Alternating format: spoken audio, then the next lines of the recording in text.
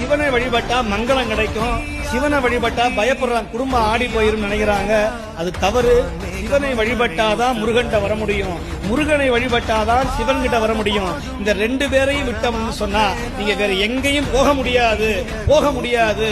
மற்றவன் காலில் விழுவதை விட சுவாமிக்கு 6 முகம் 12 கரம். அப்ப 6 முகமா இருந்தா அவனுக்கு 12 கால்ல இருக்கணும். சுவாமிக்கு 12 கரம் வைத்தார், 12 விழி வைத்தார், 12 செவி வைத்தார், 12 கால்கள் தானே இருக்கணும். ஆனா 2 கால் தான். ஏன்னா நமக்கு 2 கைதான் இருக்கிறது.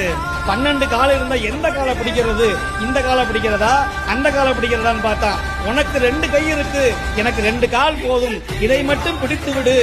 அவர் சொன்னாரு, சூலாயுதம் பிடித்து யமதூதர் என்னை சூழ்ந்து கொண்டால் அந்த வேளையிலே நான் வேலாயுதா என்று கூப்பிடுவேன்.